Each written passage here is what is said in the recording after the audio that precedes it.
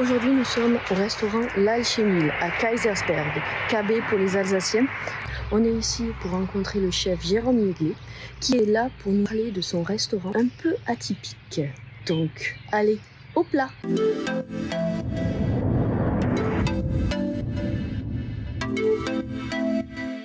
Je sais que tu es un peu compétiteur dans l'âme. C'est pour ça en fait que je t'ai proposé ce petit jeu d'accords mais c'est la première fois que tu fais un jeu d'accords comme ça. J'ai déjà fait. Tu as déjà fait, mais c'est vrai que c'est un bel exercice. Ouais. Parce que quand tu es cuisinier, tu penses à ton plat. Ouais. Et souvent, tu penses après au vin. Là, notre démarche ensemble, elle est quand même, tu m'as présenté le vin, et là, derrière, déjà à la base, je t'avais dit, ouais, c'est un vin, tu te rappelles, ça s'appelle l'asperge. Tu te rappelles, je t'ai dit ça dès que j'ai vu la bouteille et tout, je sais pas, j'ai senti, je me suis dit, ah, blanc, tu me l'as expliqué et tout, je dis, ah, ça va appeler l'asperge. Et du coup, on l'a dégusté. Ouais.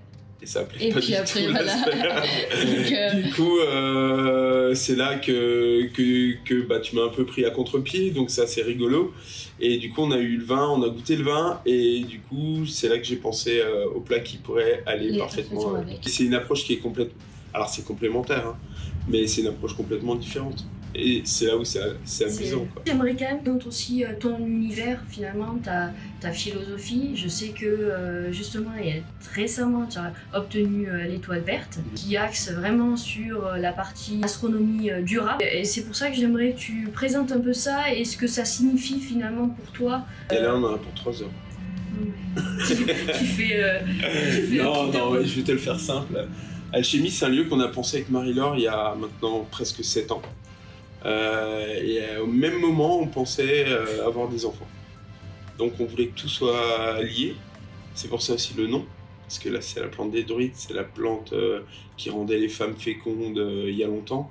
Elle a une vraie symbolique. Cette plante, à nos yeux, c'est notre premier bébé, quoi. C'est notre première affaire. Et puis, c'est lié avec l'éducation qu'on veut donner aux enfants. La notion de restaurant, on ne l'a pas depuis le début.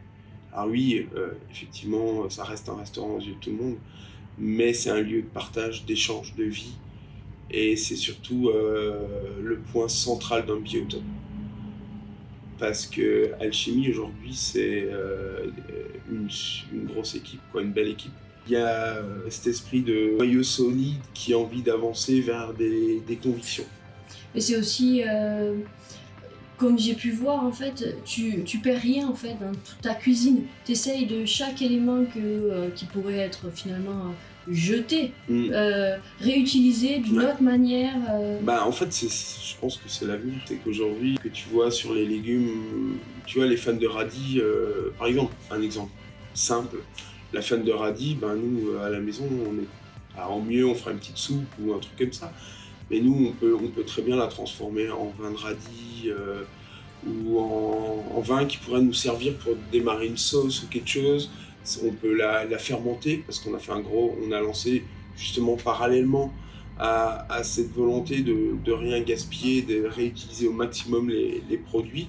Tout un travail sur les fermentations qu'on a lancé il y a 4 ans avec des pièces. Dans l'établissement, on a 2 pièces qui sont dédiées aux fermentations, où on fait nos essais, où on stabilise nos fermentations, tout ça. Donc ça peut être très bien quelque chose où un élément qui vient du jardin, ou un élément sauvage qu'on cueille, parce qu'il y a les cueillettes, ou je sais pas, une maturation, ou de viande ou de poisson. Ça peut être très bien une partie d'un poisson qui est retravaillé, comme tu as pu le voir, en se disant, bah ça, moi à l'époque, pendant 25 ans, j'étais cuisinier, bah, je faisais soit un jus, ou soit ça partait à la benne. Ouais. Et aujourd'hui, bah, cette partie-là, on la découpe différemment, on la prépare différemment, et on la met en valeur, et on explique à nos convives qui viennent chez nous pourquoi on fait ça. C'est pas juste une nageoire ou une arête de poisson. Et je pense qu'aujourd'hui, quand tu prends conscience de ça, et que tu transmets ça, que ce soit à tes gamins, que à tes équipes, tu construis le problème. Je trouve que ce qui est intéressant, c'est que c'est éducatif aussi le concept. Parce que quand on rentre ici, c'est un cheminement. Mmh. On a vraiment, voilà, on vient avec la petite lanterne, etc. Et puis sur la table, on a justement un herbier où justement on a toutes les plantes que tu utilises, qu'on découvre, hein, parce que moi, Oui, les bah trois oui. quarts, je les Et il y connaissais en a pas. pas, et il y en a pas un quart. Hein. Ouais, On a recensé dans cet herbier. Moi, c'était une volonté aussi. C'est qu'à un moment donné, c'est bien beau de parler des plantes, mais à un moment donné, si on peut avoir ce petit support où on ne retrouvera pas toutes les plantes, parce que c'est un support qui est pensé à l'année. Et du coup, il va y avoir dans le menu, en ce moment, je crois qu'on a à 7-8 plantes, et dans l'herbier, il y en a 30. Mais 30 sur 170 à peu près. ouais. Je crois qu'on en a fait 200, il me semble. Euh, mais ça peut être des plantes du jardin, comme ça peut être des plantes sauvages, tu vois. Et, euh, et cette envie, je te parlais d'éducation d'enfants, c'est lié. Ouais. Et je suis pas là pour donner des leçons ou éduquer les Mhm. gens. Chacun fait ce qu'il veut et je suis personne pour prétendre à ça. Mais si à un moment donné, tu donnes des petites miettes et dire, voilà, il y a ça qui existe. Ça, c'est dans les environs. Ça, là, chez moi, c'est pas juste manger. Parce qu'aujourd'hui, c'est pas ça que j'ai envie de transmettre, le message, la sensibilité, l'émotion que j'ai envie de transmettre. Tu vois, c'est vraiment ce côté enchantement. Mhm. Parce que ma salle, aujourd'hui, elle est pensée comme une forêt enchantée. Tu vois, les tables en forme de tronc, les petits plots partout, c'est les rejets des arbres. Ouais. L'atmosphère qu'il y a le soir. Tu vois, ce matin, c'est clair, il y a la lumière qui rentre, les énergies du soleil qui rentrent dans la maison. Mais le soir, on n'est plus sur quelque chose, on est en sous-bois. C'est différent. L'atmosphère du midi, l'atmosphère du soir, c'est deux choses bien différentes. Oui, c'est beaucoup plus intimiste Et c'est aussi. comme quand tu es en forêt. Ouais. Ouais. Et je pense qu'aujourd'hui, Alchimie est pensée avec les valeurs à Marie-Laure et les miennes, mais elle est surtout pensée vraiment sur l'éducation qu'on a envie de donner à nos enfants. Et on se rend compte qu'aujourd'hui, on est en train de transmettre à nos équipes, on est une douzaine, des valeurs. Ouais. Des valeurs foncièrement profondes sur l'écologie, sur l'avenir, sur le non-gaspille, sur le respect des humains aussi. C'est aussi du coup une idée importante de consommer aussi des produits locaux. C'est pour ça que tu as ton jardin, etc. Ah ouais, non mais aujourd'hui, jardin, il y a 5 parcelles. On produit, j'ai pas la volonté de devenir autonome en plus. Hein. On produit environ, avec tout ce qu'on a mis en place en process, on produit 80% de nos besoins à l'année. C'est-à-dire que ma cuisine d'été, elle sera sur les cueillettes, sur le frais, sur tout ça, mais en hiver, on va aller sur des conservations. C'est une cuisine qui sera plus axée sur les conservations. Mais après tout, c'est ce que les anciens faisaient avant. Ouais. C'est pour ça qu'aujourd'hui, la volonté d'utiliser tout ce qui est autour de nous, parce que derrière chaque produit, il y a un homme, il y a une histoire. Demain, je rencontre un gars qui fait un super produit, mais par contre, avec qui je m'entends pas du tout, je ne vais pas travailler le produit. Oui, il y a la part d'humain. Il y a l'humain. Et je suis conscient que j'aurai jamais le meilleur bœuf du monde, ou la meilleure volaille du monde, tu vois, je suis conscient. On est en Alsace, c'est un terroir. C'est comme ça. Et c'est mon job à moi aujourd'hui et à mes équipes, c'est de le sublimer. De sublimer et d'emmener nos produits de système alsacien au plus haut et d'en parler.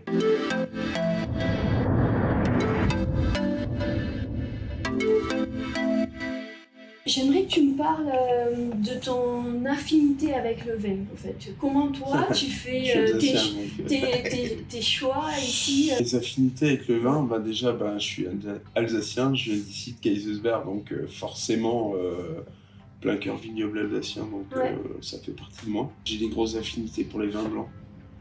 J'ai une cuisine d'ailleurs qui appelle les vins blancs plus que les vins rouges. Et depuis très très jeune, on a toujours bu du vin. Ouais. À la maison.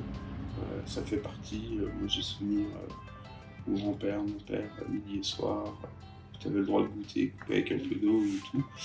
Aujourd'hui, dans le lieu qu'on est en train de faire grandir, il y a eu la volonté à un moment donné de proposer du vin de toute la France à la carte.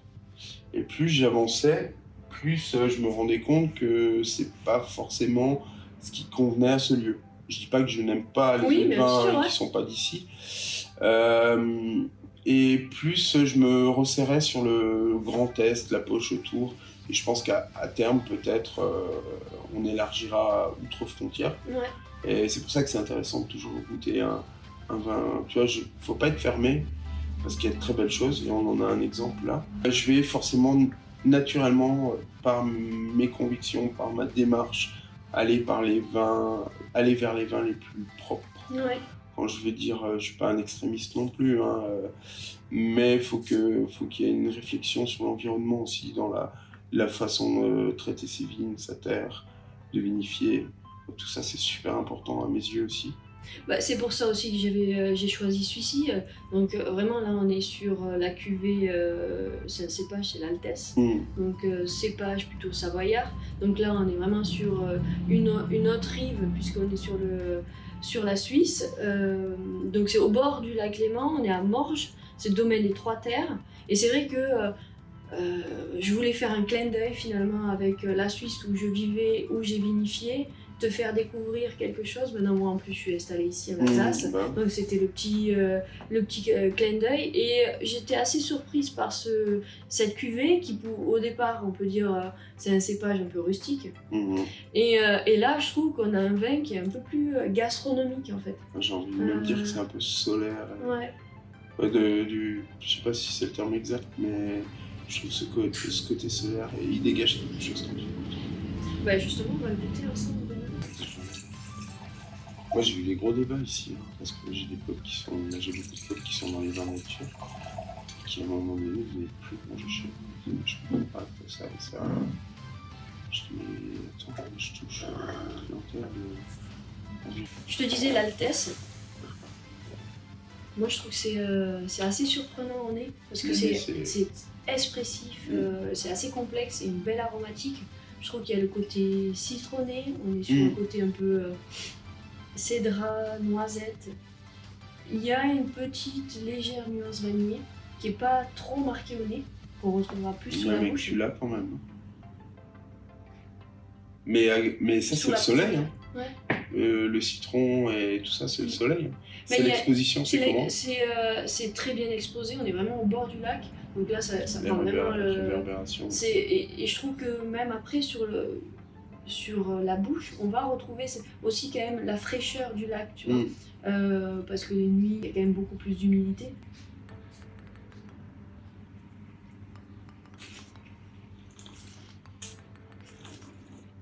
Donc il y a une belle amplitude. C'est dingue. Le nez, la bouche. Ouais. On reste sur une minéralité sur la finale et une belle persistance fraîche. Mais il y a cette gourmandise qui est là. Donc là, on est sur le millésime 2018. Alors ça aussi, c'est un effort parce que en Suisse, on a tendance à pas forcément faire ce travail de garde sur les bouteilles et boire et consommer en fait le vin de l'année. Mais là vraiment le domaine fait ce travail là, et je trouve super intéressant parce que là on a une belle harmonie entre richesse et fraîcheur. Et t'as quand même cette longueur en bouche persistante. Moi avec mes mots, hein, bien sûr, c'est ce côté floral au nez, ensoleillé, et derrière à la dégustation, ce côté généreux, gourmand, longueur, tu vois, c'est là.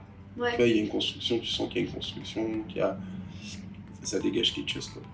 Et ça va même se rapprocher, je trouve, à une vinification un peu comme un chardonnay, en fait, tu vois. Et je trouve que ça en fait finalement un vin assez gastronomique, c'est pour ça que j'ai voulu proposer ça, et te surprendre aussi par un cépage un peu différent. Tu as moins forcément l'habitude. Oui, et puis tu as quand même cette minéralité qui est là, c'est droit, c'est bon. Il y a un bel équilibre. Bah, justement, il donne pas tout dès le départ, tu vois. Au départ, tu pourrais dire c'est gourmand, etc., c'est cette rondeur, et puis ça s'arrête. Et là, non, en fait. C'est un deuxième cheval qui vient derrière. Ouais. Ouais, du coup, avec ce joli vin, finalement... Pas les asperges. Non, pas les asperges. Mais c'est vrai que moi, j'avais carte blanche sur le vin. Toi, je t'ai laissé carte blanche sur le plat. Ben moi, mon Et, idée, c'est marrant. Hein. J'étais persuadé de l'asperge, j'ai pas du tout en fait. Et du coup, je vais te ramener quelque chose, peut-être avec des notes fumées, du poisson, mais du poisson froid. Mais il y a besoin de légèreté en bouche et de vert. Tu vois, Ouais. ça appelle à la verdure, à la salade, à la jutosité. Ça appelle pour bien contrebalancer avec une petite acidité, je pense qu'il faudra qu'il y a. Et j'ai pensé à un plat autour du silure fumé. Et ça va surprendre certains parce que Ouais. ceux qui connaissent ta cuisine, alors pas du tout, Ouais, hein, ils ouais. savent que. Mais c'est vrai que c'est surprenant. Ouais, bah silure du Rhin. Ouais. Donc l'idée c'est de valoriser un poisson qui a peut-être mauvaise image. Ouais. On fait un beau boulot sur le silure depuis maintenant plus d'1 an. Et on prend les ventrèches, justement pour pas gaspiller. On reprend donc le flanc, on les sale et on les fume. Et on coupe ça très fin. Et on va les condimenter avec les œufs du silure, l'huile de chlorophylle et tout ça, qui va ramener un côté salin aussi un petit peu. Et puis je vois bien un épinard, mais tu vois, un épinard tombé rapidement, assaisonné comme une salade. Tu le fais tomber dans la poêle, derrière t'as ça, tu rassaisonnes et tu mets, et qu'en une bouchée t'es tout. Et je te parlais de jutosité, une gelée avec les arêtes, ouais, cette gelée qui va venir te fondre en bouche, qui va faire le compte. Tu vois, on parlait de gourmandise, on parlait de gastronomie, on parlait de cette longueur, cette persistance. Et tu vois, le fumé va ramener la longueur, le végétal, la fraîcheur, la minéralité. On va mettre des herbes qui ouatent un peu, de la livège, du cresson de fontaine. Tu sais, c'est des herbes assez fortes quand même, assez incisives, parce qu'on a une minéralité là-dedans. Je pense que ça va bien coller tout ça ensemble. On va tester ça. Allez-y. Allez.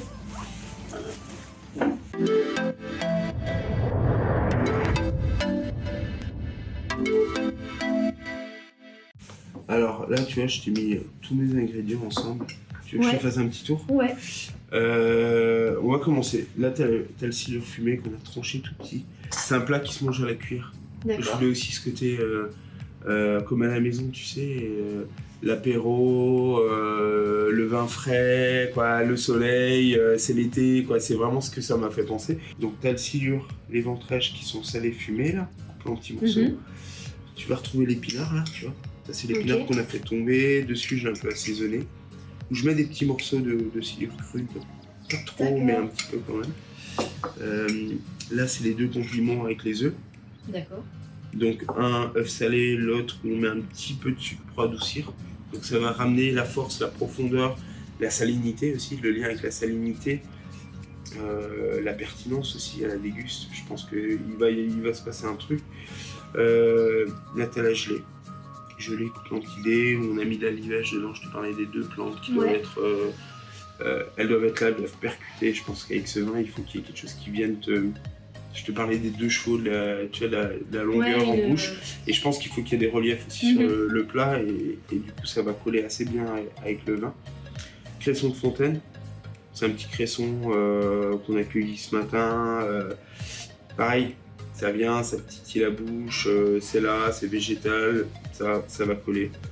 Et ça, c'est une huile de plante sauvage. Donc il y a un mélange de 7-8 plantes là-dedans. Que tu fais? Toutes les huiles, tous les vinaigres, on les fait nous-mêmes. Ok. C'est un vrai travail de fond au final. Il y a une profondeur, si tu veux. Aujourd'hui, comme je te disais, on travaille que des produits de cet écosystème très proche qui va du Rhin au col du Bonhomme. Il faut ramener quelque chose de différent, une profondeur, une réflexion aussi. Et pour moi, c'est toute la partie, tous ces travails, les huiles, les condiments, c'est cette partie un peu cachée, mais qui doivent être dans l'assiette ou qui vont faire la différence. Donc, plat très simple à dresser. Sur un coin, l'épinard il est tombé, il est un peu haché. Tu vois, de façon que ça soit facile.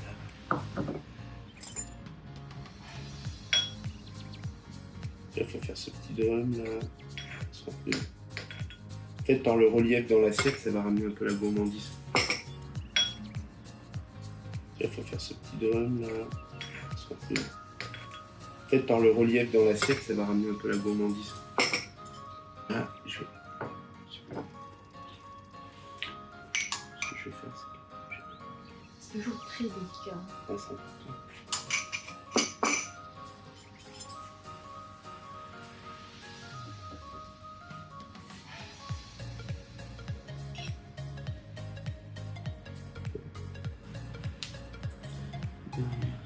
On met une touche de condiment à droite à gauche dessus. Et à chaque bouchée, il y a quelque chose qui se passe. Dans chaque gorgée. Là, c'est les œufs. Donc, c'est juste les œufs en semoule, pas juste. C'est les œufs de sciure. Ouais. Donc, avec du sel. Je pense qu'il n'y a pas beaucoup de personnes qui achètent de la sciure de Bah, restaurant, c'est assez compliqué déjà à trouver, de 1. Et de 2, ben ouais, après, il y a cette notion, quoi, le sciure, c'est pas forcément le poisson le plus sexy. Ouais. le plus sexy. Exactement, mais c'est ça. Très gelée, faite avec les arêtes. Et la limèche à l'intérieur. Tu vois, mon petit dé, là, haché. Ce qui va justement ramener une jutosité.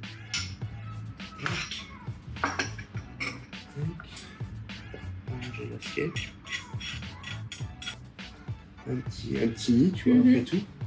Puis après, juste à finir avec ce petit cresson.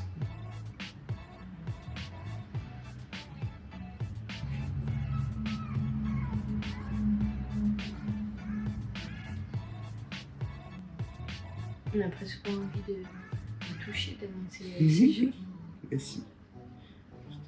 Bah, avant tout, il faut que ça soit beau. Ouais. Si on veut que les gens ont envie de le manger, il faut que ça intrigue, il faut que ça soit beau, il faut que ça soit. Il y a à la limite un petit peu un mystère à se dire, mais c'est quoi ça?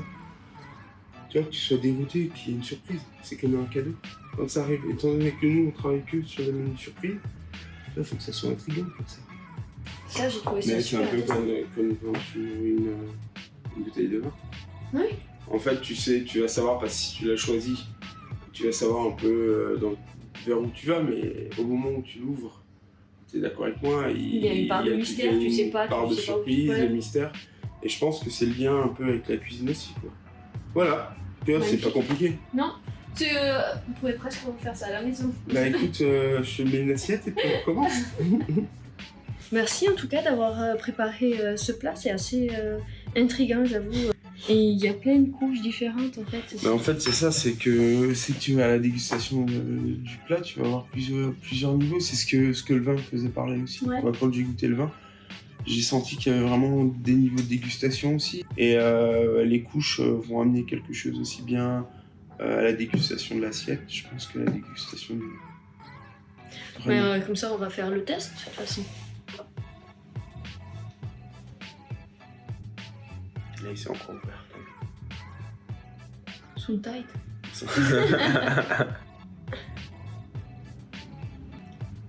Ouais, il prend un peu. Ouais, là c'est... Et puis même la profondeur, elle reste encore plus que ce que tout à l'heure on avait quand il était beaucoup plus frais. Mais tu sais que moi je bois... tu vas peut-être pas aimer, mais moi je bois mes vins de moins en moins frais. Bah, moi aussi, même les parce champagnes ou les cremants. Ouais, ça masque en fait. Ça sert trop la ouais. dégustation. Et souvent, nous, ici, on joue sur ça, sur les températures. Trop frais, en fait, tu resserres, ça masque les défauts. Moi, je préfère avoir quelque chose d'un peu moins frais, justement pour voir, en fait, tout le travail, finalement, du vigneron. Tu peux pas tricher. Ouais, c'est sûr. Voilà. Allez, je te laisse goûter en première.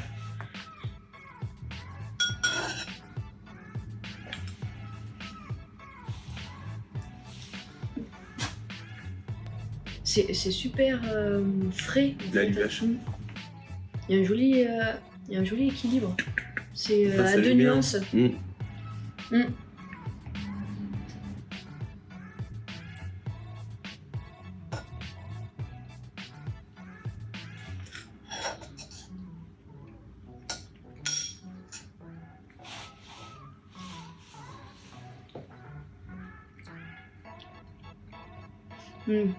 Côté très fumé comme ça qui va bien. Et c'est vrai que j'aime beaucoup en fait les épinards comme ça frais. Ouais.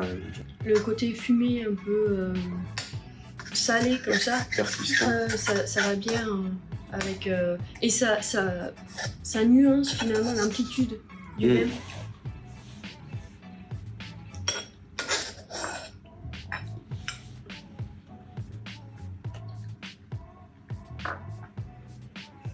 Je sais pas ce que t'en penses, mais...